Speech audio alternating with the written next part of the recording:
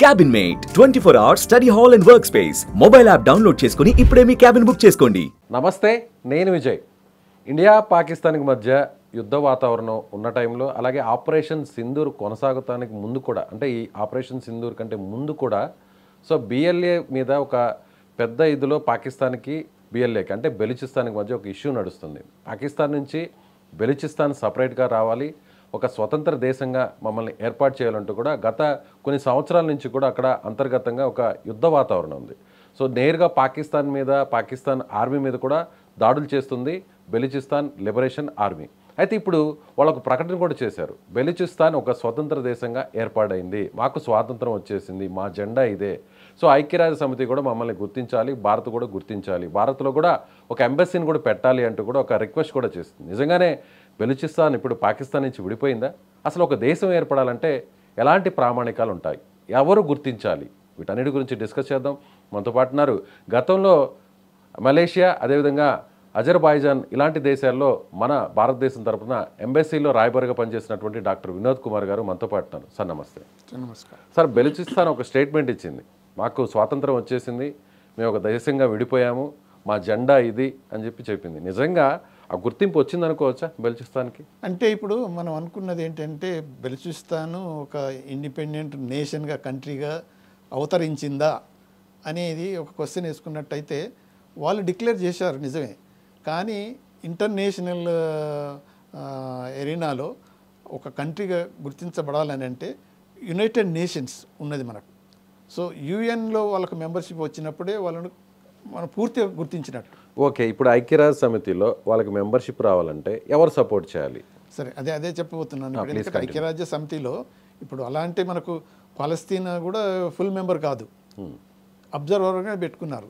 యాక్చువల్గా ఒకప్పుడు ఇది ఇజ్రాయెల్ పాలస్తీనా ఇష్యూస్ వచ్చినప్పుడు ప్రపోజల్లో రెండు దేశాలు సపరేట్గా కోఎగ్జిస్ట్ కావచ్చు, అందుకనే వాళ్ళు అగ్రి అయితే ఇద్దరికి రికగ్నిషన్ ఇస్తాము, యుఎన్లో మెంబర్షిప్ ఇస్తామంటే అప్పుడు పాలస్తీనియన్స్ రిఫ్యూజ్ చేసిండ్రు, ఇజ్రాయెల్ ఉండకూడదు, అందుకని వాళ్ళే కాకుండా ఇజ్రాయెల్ యాక్సెప్ట్ చేసింది, ఇజ్రాయెల్కి ఫుల్ మెంబర్ అయిపోయింది, వాళ్ళు ఇంకా అబ్జర్వర్గానే ఉన్నారు.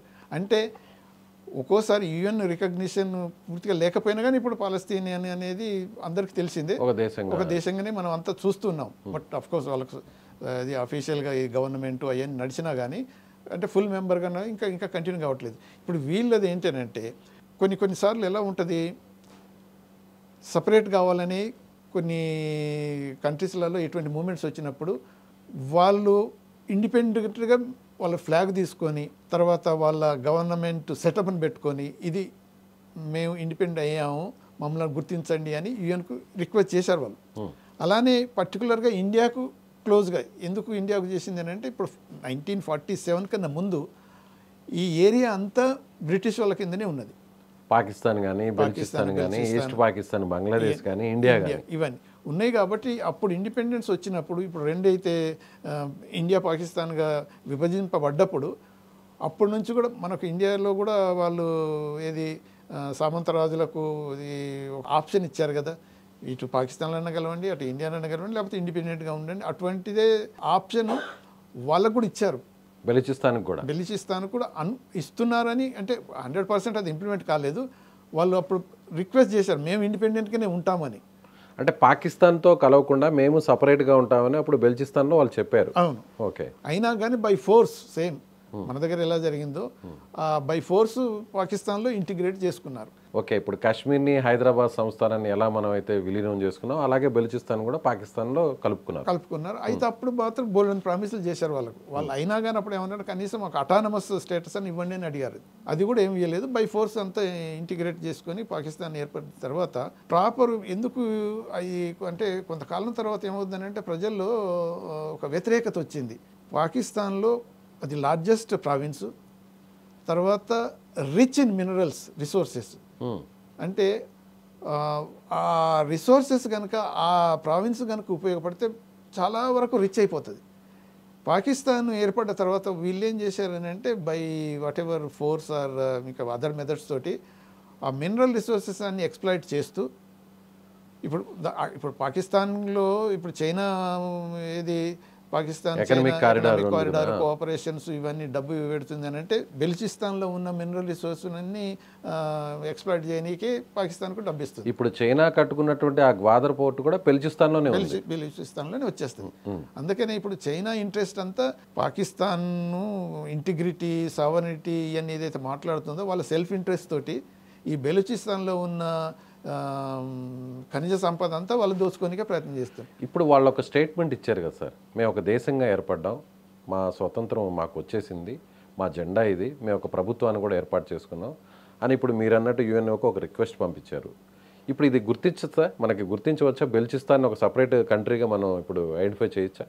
అంటే ఇప్పుడు ఈ స్టేజ్లో ఇమ్మీడియట్గా ఒక కంట్రీని గుర్తించటం అనేది ఆ స్టేజ్కి ఇంకా రాలేదు. మీరు ఇందాక ఒక మాట అన్నారు, యుఎన్ఓలో ఒక మెంబర్షిప్ రావాలి, అప్పుడే ఒక దేశంగా గుర్తింపు వస్తుంది అని. ఈ మెంబర్షిప్ రావడానికి వేరే దేశాల మద్దతు ఏమన్నా అవసరం ఉంటుందా? అంటే సభ్య దేశాలుగా ఐక్యరాజ్య సమితిలో ఉన్నటువంటి సభ్య దేశాలు, శాశ్వత సభ్యత్వం కలిగిన దేశాల సపోర్ట్ ఏమన్నా అవసరమా? అంటే ఇప్పుడు అది అవసరం. ఎందుకనంటే ఇప్పుడు యుఎన్ మెంబర్షిప్ కావాలంటే ఇప్పుడు జనరల్ అసెంబ్లీలో వాళ్ళు యాక్సెప్ట్ చేయాల్సి వస్తుంది. ఆ జనరల్ అసెంబ్లీలో అయిన తర్వాత మళ్ళీ యుఎన్ఎస్సి సెక్యూరిటీ కౌన్సిల్ అది కూడా ఓకే అని ఉంటుంది. కాకపోతే ఇప్పుడు ప్రాబ్లం ఎక్కడుంది అని అంటే పాకిస్తాన్కు 100% సపోర్ట్ చేస్తుంది చైనా సపోర్ట్ ఏం చేస్తుందంటే సెల్ఫ్ ఇంట్రెస్ట్ తోటి. సో అటువంటి అప్పుడు ఇది బెలూచిస్తాన్ ఇండిపెండెంట్ కంట్రీగా అవతరించి వాళ్ళకు యుఎన్లో మెంబర్షిప్ వస్తుందని అయితే మనం అంత ఈజీగా వస్తుందని అయితే అనుకోలేము. చైనా ఖచ్చితంగా వ్యతిరేకిస్తుంది, తప్పకుండా వ్యతిరేకిస్తుంది.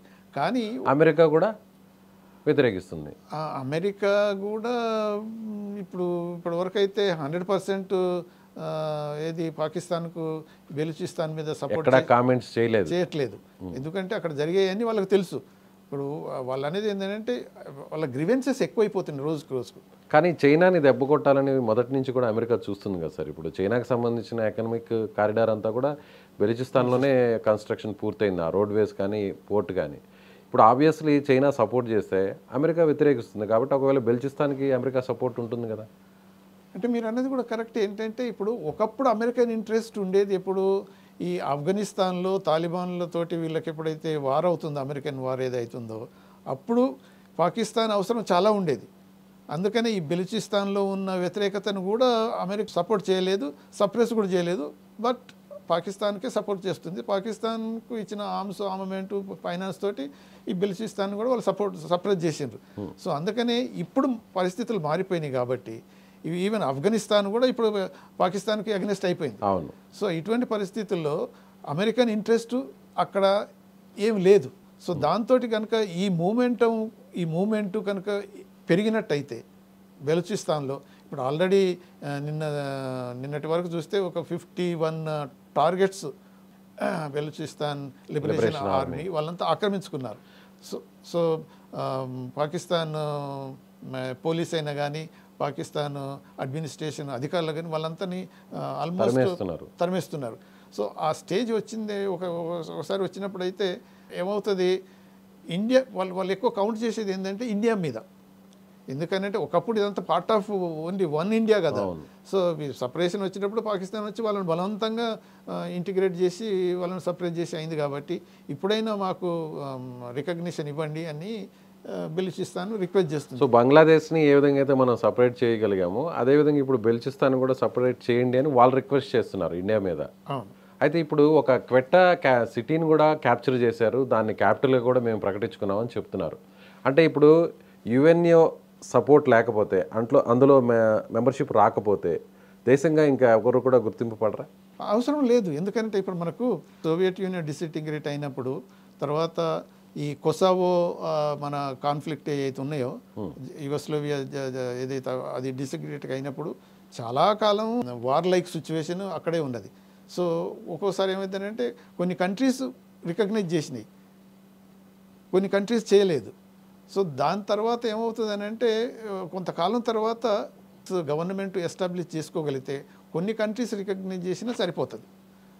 మొత్తం యుఎన్లో ఉన్న 200 కంట్రీస్ దాకా అందరు రికగ్నైజ్ చేయవలసిన అవసరం లేదు.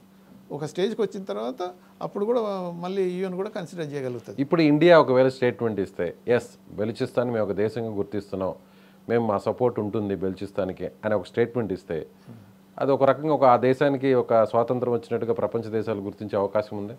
అంటే ఇప్పుడు ప్రపంచ దేశాలు అదే మనం అనేది ఏంటంటే ఇప్పుడు మనం బెలూచిస్తాన్ ఒకప్పుడు ఏమవుతాయి అంటే ఇప్పుడు ఏది పాకిస్తాన్ మనలో బ్లేమ్ చేస్తుంది, మీరే సృష్టించారు ఇవి అంటే మేము ఇలా కాశ్మీర్లో ఇన్వాల్వ్ అవుతున్నాను, మీరు బెలూచిస్తాన్లో టెర్రరిజాన్ని తీసుకొస్తున్నారు, వాళ్ళకు ఫైనాన్షియల్గా సపోర్ట్ చేస్తున్నారు, మా అంటే పాకిస్తాన్ డివైడ్ చేయడానికి ఇవన్నీ చేస్తున్నారని అవన్నీ అక్యూజేషన్స్ వస్తున్నాయి. కాబట్టి ఇప్పుడు మనం ఇమ్మీడియట్గా రికగ్నిషన్ ఇచ్చే స్టేజ్కి అయితే ఇంకా ఇప్పుడే కనిపించట్లేదు. బహిరంగంగా అయితే వచ్చి ప్రకటన చేసే పరిస్థితులు అయితే ఇప్పుడైతే లేవు. అంటే ఇంకా పాకిస్తాన్ మిలిటరీ ఫోర్సెస్ ఇంకా అక్కడే ఉన్నారా సార్, లేకపోతే పూర్తిగా అక్కడి నుంచి ఖాళీ చేసి వెళ్ళిపోయారా? ఆఫీసర్స్ కావచ్చు, గవర్నమెంట్కి సంబంధించిన ఎవరైతే ఆ స్ట్రక్చర్, ఆ వ్యవస్థ అంతా కూడా ఖాళీ చేసి బయటకు వెళ్ళిపోయిందా, ఇంకా ఉందా పాకిస్తాన్? ఇంకా ఉన్నారు. ఇప్పుడు అంటే పూర్తిగా ఎంటైర్ పాకిస్తాన్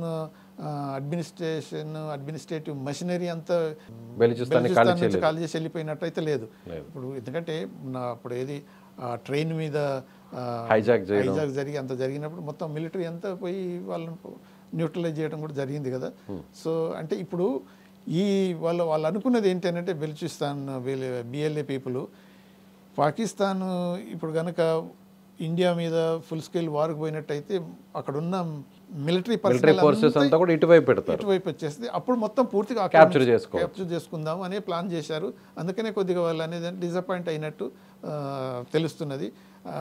దాంతో ఏమంటే మళ్ళీ రిక్వెస్ట్ చేస్తున్నారు, మేము ఇవన్నీ చేసాము, ఆక్రమించుకున్నాము, మేము మన ఇండిపెండెన్స్ డిక్లేర్ చేసాం, మీరు రికగ్నైజ్ చేయండి, మా ఎంబసీ ఓపెన్ చేయడానికి మీరు అనుమతించండి అని రిక్వెస్ట్ చేస్తున్నారు. అలానే యూఎన్ కూడా అదే అప్లై చేసుకున్నారు. ఇప్పుడు ఇంటర్నేషనల్గా అదర్ కంట్రీస్ అన్ని అబ్జర్వ్ చేస్తున్నాయి ఏం జరుగుతుందని. ఇదైతే తిరుగుబాటు అయితే జరిగింది. ఆ తిరుగుబాటులో ఇంకా కొద్దిగా ముందుకు మరింత పోరాటం జరిగి అది ఇంకా ప్రోగ్రెస్ అయినప్పుడు ఆటోమేటిక్గా ఓకే వేరే కంట్రీస్ కూడా రికగ్నైజ్ చేసే స్టేజ్కి వచ్చినప్పుడు అప్పుడు ఇండియా లీడ్ తీసుకోవచ్చు. ఇప్పుడైతే అప్రోప్రియేట్గా అయితే అనిపించట్లేదు. Right sir, thank you so much.